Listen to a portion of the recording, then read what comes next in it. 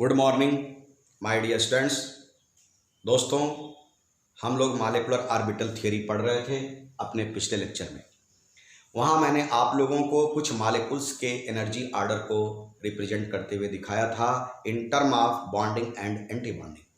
दोस्तों, अगर मॉलिक्यूल हमने बदल दिया, सेकंड कंडीशन कर लें, मॉलिक्यूल हमारा बदल गया, ऑक्सीजन हो गया, फ्लोरीन हो गया और नियान हो गया, इस तरह के मॉलिक्यूल्स होते हैं, जैसा कि मैंने कहा O2, F2 एंड Na2।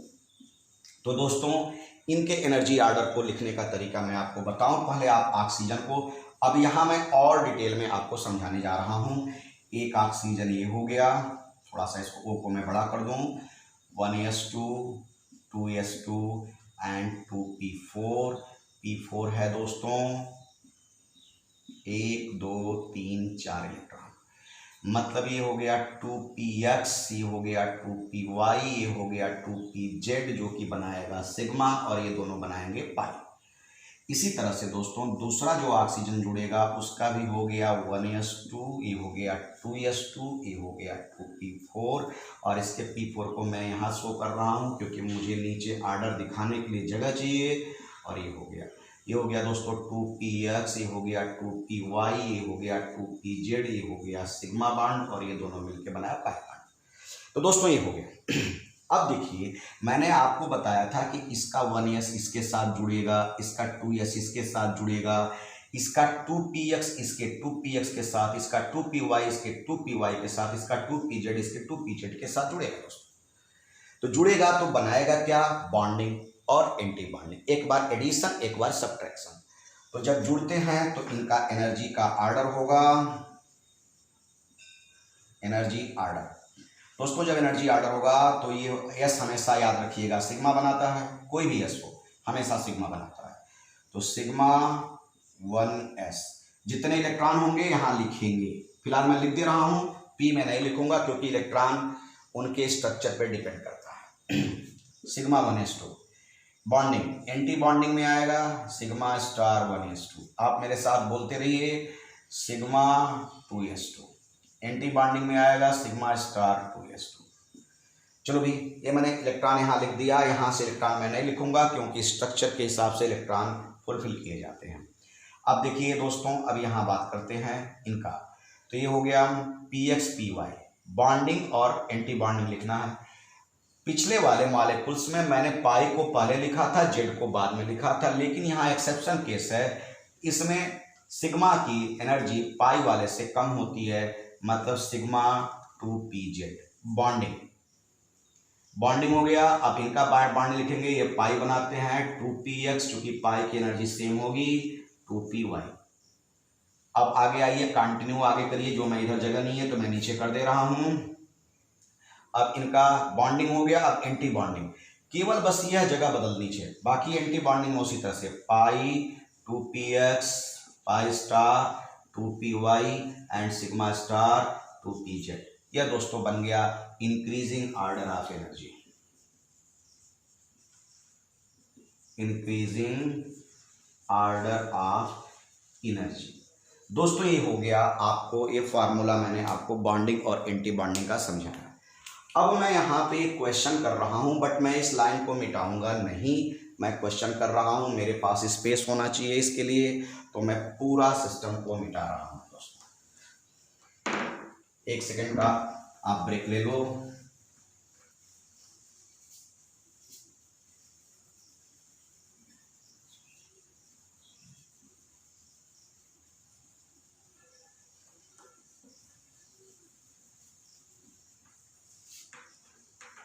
मैं ऑक्सीजन से ही आपका क्वेश्चन दिखाऊंगा क्योंकि मैं स्पेस बना रहा था। हाँ दोस्तों, मेरे पास एक छोटा सा स्पेस तो बन गया।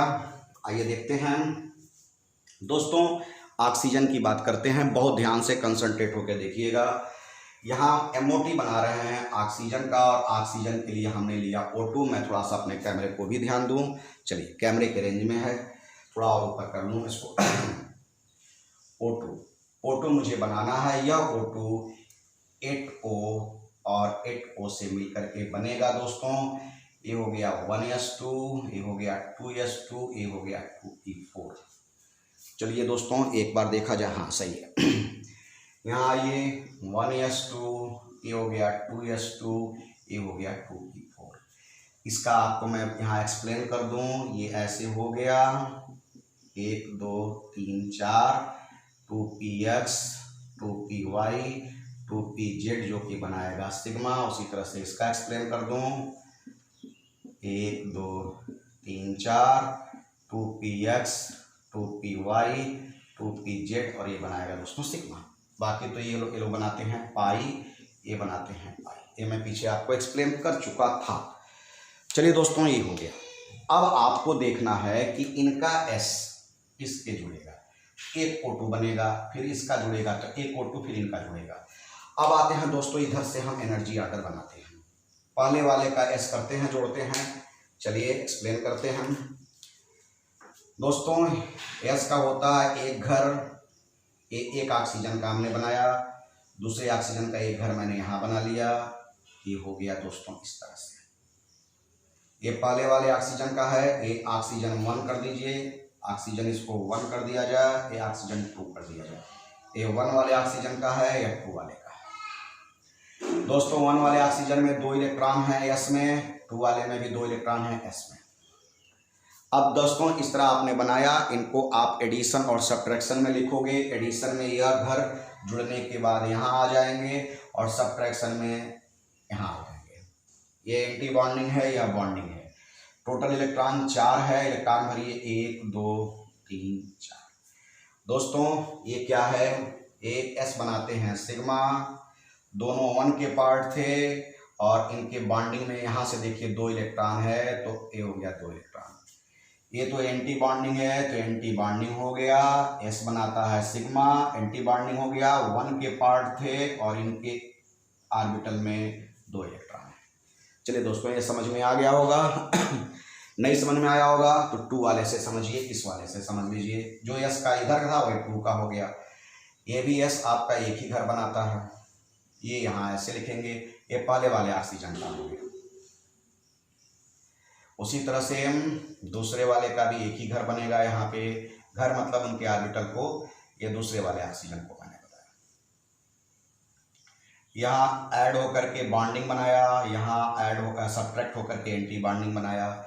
इसमें 2 इलेक्ट्रॉन है, इनके 2 इलेक्ट्रॉन, इनके 2 इलेक्ट्रॉन यहाँ लिखेंगे, इनके 2 इलेक्ट्रॉन यहाँ लिखेंगे। टोटल इलेक्ट्रॉन 4 हो गए, 1 2 3 4। ये बॉन्डिंग है दोस्तों कि हो गया सिग्मा, लेकिन 2 का पार्ट है, सिग्मा बनाते हैं, S वाला सिग्मा बनाता है, 2 का पार्ट है। कितने इलेक्ट्रॉन है, 2 इलेक्ट्रॉन। यह एंटी बॉन्डिंग है तो स्टार हो गया, 2 का पार्ट है, 2 S वाला है, कितने इलेक्ट्रॉन है इसमें, ऑर्बिटल में 2 इलेक्ट्रॉन, सिग्मा स्टार 2s2। अब आपको समझ में आ गया होगा। चलिए अब P की बात करते हैं। पहले वाले ऑक्सीजन में P में 3 घर होते ही हैं, तो पहले वाले का 3 ये पहले वाले ऑक्सीजन का है। उसी तरह से यहाँ हम दूसरे वाले ऑक्सीजन के P के 3 घर बना लेते हैं, दूसरे वाले ऑक्सीजन का हो गया। दोनों ऑक्सीजन मिलेगा तभी तो O2 बनेगा, दोनों को मिलाएंगे तभी O2 बनेगा। अब इनका इलेक्ट्रॉन एक्साइटेड होगा इनका, तो देखिए कैसे एक्साइटेड होगा। यहाँ तक तो हमने आपको एक्सप्लेन कर दिया, S वाला एक्सप्लेन कर दिया। अब यहाँ से P का चल रहा है। पहले एक घर बनाएंगे PZ का एक्साइटेड बॉन्डिंग में, ये पूरा का पूरा बॉन्डिंग है, बॉन्डिंग मतलब नीचे, और ये पूरा स्टार वाला एंटी बॉन्डिंग है मतलब ऊपर। तो दोस्तों पहले बॉन्डिंग का बनाएंगे, तो बॉन्डिंग का पहले एक घर एक्साइट होकर के यहाँ आ गया, आपका यह एक घर बन गया नीचे।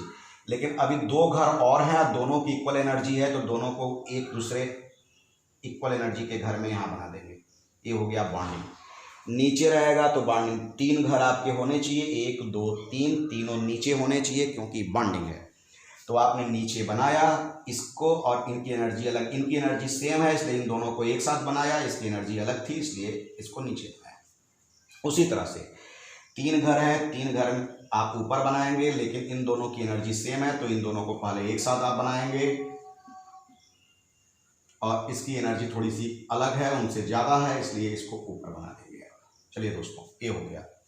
टोटल इनमें इलेक्ट्रॉन की संख्या 4 है, इनमें 1 2 3 4, इनमें भी 4 है, 1 2 3 4, टोटल 8 इलेक्ट्रॉन है। 8 इलेक्ट्रॉन को पुट करिए होल्स रूल के तहत, ये तो पूरा 2 हो गया क्योंकि ये अकेला है, एक ही लेवल पे है। इसमें आइएगा तीसरा इलेक्ट्रॉन, चौथा इलेक्ट्रॉन इसमें आएगा। हुंड रूल कहता है कि अगर एक ही एनर्जी लेवल में ऑर्बिटल हो तो इलेक्ट्रॉन हमेशा एक एक करके भरे जाएंगे, फिर पेयर करेंगे। तो 2 हो गया, 3 4, अब पेयर करिए 5 6, टोटल हमारे पास कितने इलेक्ट्रॉन हैं? 8 इलेक्ट्रॉन हैं। 6 हो गए और अब यहाँ पे 7। अब इसी में नहीं भरोगे, हुंड रूल कहता है कि जब एक ही एनर्जी लेवल पे हो तो एक एक इलेक्ट्रॉन पहले भरेंगे फिर बाद में पेयर करेंगे। 7 और 8, सॉरी 7 और 8, 10 होता तो पेयर कर देते, 11 होता तो पेयर करके यहाँ जाते। तो दोस्तों इस तरह से आपने भरा। अब इसका नाम क्या है? देखिए यह बॉन्डिंग है, सिग्मा 2pz है यार, सिग्मा 2pz। कितने इलेक्ट्रॉन है? 2 इलेक्ट्रॉन। ये बॉन्डिंग ये भी है, लेकिन ये पाई है 2px है और ये पाई है 2py है। इसमें कितने इलेक्ट्रॉन हैं? 2 इलेक्ट्रॉन। अब आइए इसमें आते हैं, ये है पाई स्टार 2px और ये है पाई स्टार 2py। कितने इलेक्ट्रॉन है इसमें? एक इलेक्ट्रॉन है। आप यहाँ ना लिखिए, डायरेक्टली आप यहाँ एनर्जी लेवल लिख सकते हैं दोस्तों। तो इस तरह से आपने ये पूरा का पूरा स्ट्रक्चर बनाया। अब इनका एनर्जी लेवल, इस पूरे कंपाउंड का एनर्जी लेवल, ये तो फार्मूला था, ये तो फार्मूला था। अब इस फार्मूले में मैं एनर्जी लेवल दिखाने जा रहा हूँ। थोड़ा मुझे इसे मिटाने दीजिए, 1 सेकंड का ब्रेक लेते हैं।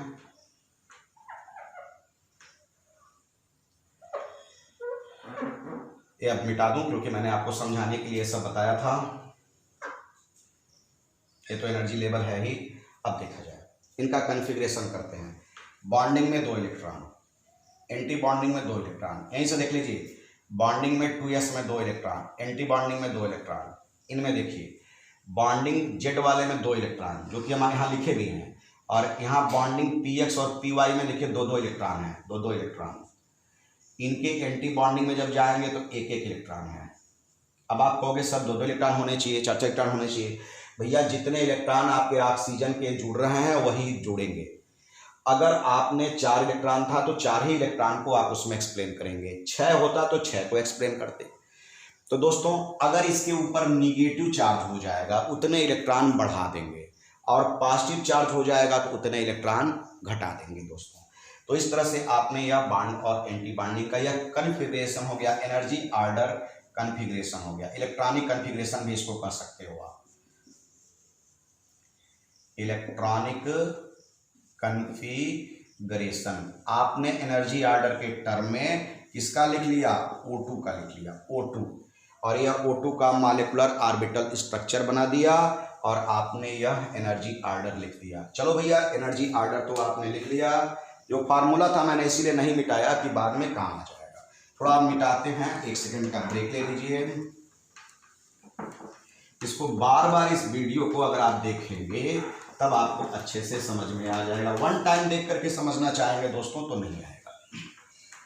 चलिए अब यहाँ पे देखिए, कहीं अनपेयर्ड इलेक्ट्रॉन है तो सर यहाँ अनपेयर्ड इलेक्ट्रॉन है। तो अगर अनपेयर्ड इलेक्ट्रॉन होता है दोस्तों, अनपेयर्ड इलेक्ट्रॉन कहीं हो गया तो ये होगा पैरामैग्नेटिक, मैग्नेटिक। और दोस्तों अगर पेयर्ड इलेक्ट्रॉन हो गया तो ये हो गया डाया मैग्नेटिक दोस्तों। तो अनपेयर्ड पैरामैग्नेटिक, पेयर्ड डायामैग्नेटिक होता है। चलो भाई ये बात क्लियर हो गई। और अगर आपको बॉन्ड ऑर्डर निकालना हो, बॉन्ड ऑर्डर होता है तो NB, B मतलब बॉन्डिंग में इलेक्ट्रॉन, N मतलब number of electron, B for bonding, bonding के electron, minus A for anti bonding, anti bonding के इलेक्ट्रॉन अपॉन 2।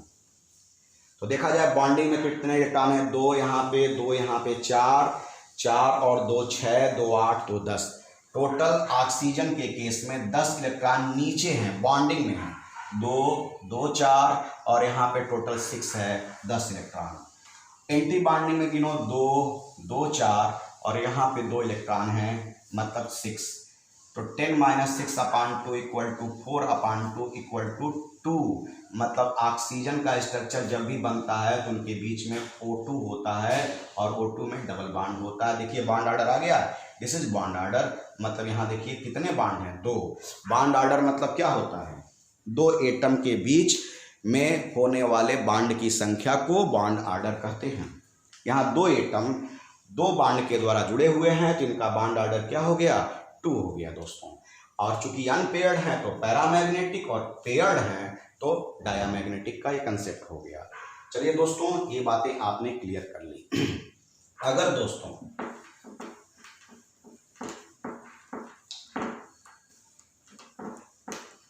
एक चीज और मैं आपको बता दूं यहाँ पे हल्का सा इसी लेक्चर में, अगर दोस्तों यहाँ पे O2 -2 होता तो यही बॉन्ड ऑर्डर बन करके आता O सिंगल बॉन्ड 1। तो आपने गौर क्या किया, मतलब ये आपने गौर किया कि अगर O2 है तो डबल बॉन्ड है 2 बॉन्ड, और O2 -2 है तो सिंगल बॉन्ड। तो एक क्वेश्चन मैं कर दूं, O2 +2, O2 +1, O2, O2 -1 और O2 -2। अभी आपने कहा कि O2 है तो बॉन्ड ऑर्डर यहाँ पे 2 है, ये है बॉन्ड ऑर्डर। एक सेकंड मैं ये लिख दूं, बॉन्ड ऑर्डर O2 है तो बॉन्ड ऑर्डर है 2, और O2 -2 होगा, जब इसी तरह से स्ट्रक्चर बनाओगे तो बॉन्ड ऑर्डर आएगा 1। तो दोस्तों इसका मतलब हर निगेटिव पे 0.5 का डिफरेंस है।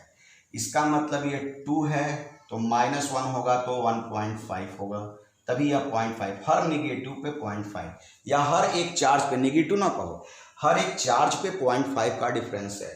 तो ये 2 है, अब एक पॉजिटिव हो जाएगा तो ये 2.5 हो जाएगा, एक और पॉजिटिव बढ़ गया तो ये 3 हो गया।